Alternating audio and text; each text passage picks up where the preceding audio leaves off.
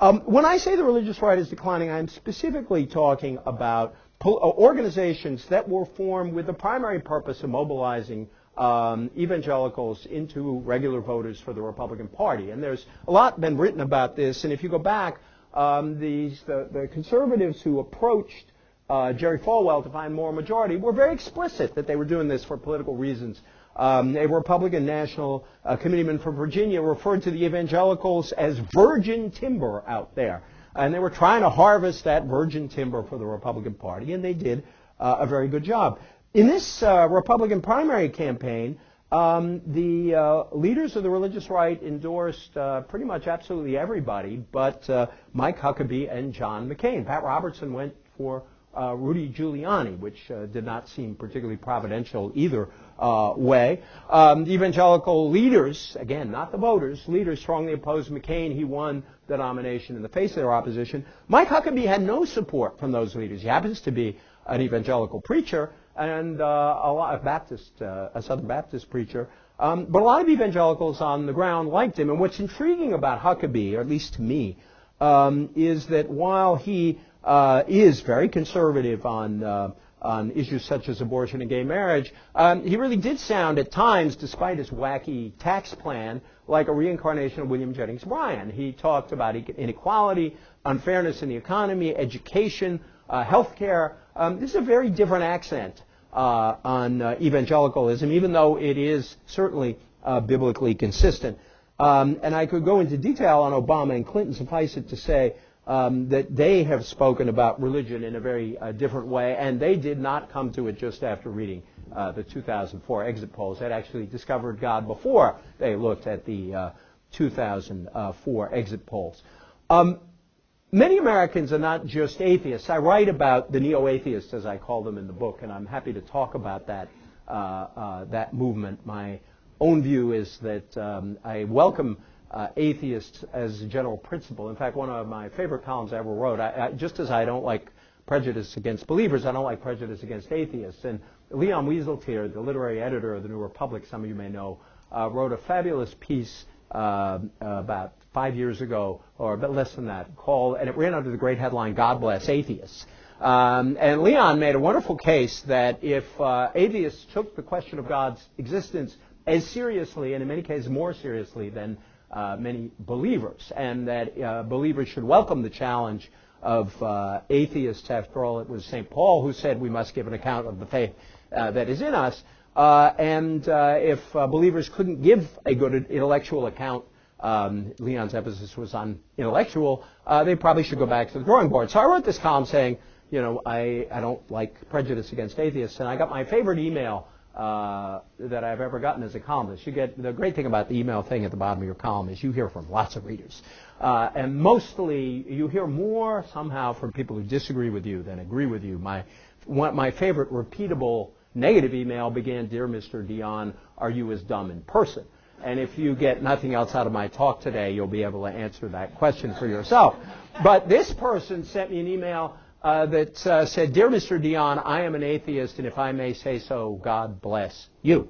And I love that. In the book, I talk about a spirit of intellectual solidarity that we need. My problem with the neo-atheists is that they are as dogmatic as the dogmatists they condemn. And I could say more if we want to talk about that. You know, many Americans, though, would, and not just the atheists, would like religious voices to disappear. We've had enough of policies based on faith, not fact, compassion based on words, not deeds, wars based on dreams, not prudent analysis. We're tired of sentimental moralism passing as serious thinking, religion transformed into this narrow ideological form of politics, prejudice cloaked in the scriptures. This is not an implausible view, and it holds that religion entered the public square and was found wanting. Better leave religion to its potentially beneficial or at least relatively harmless role in the private lives of individuals. The irony here is that the rise of such sentiments is a direct response to the aggressiveness of those who have insisted a few decades ago that a rampant secularism was coming to dominate the United States. And after initial round of success in legitimizing religion's public role, this movement now threatens to discredit religious voices, including their own. But I think it would be a great loss for democratic life if the response to the religious right comes down to a demand that religion confine itself to the private sphere. This is impossible in any event. First, all traditions have a right to defend themselves in public. In our history, Catholics have battled anti-Catholicism, Jews have organized against anti-Semitism, more recently Muslims have defended their religious and civil rights at a moment when they seem threatened.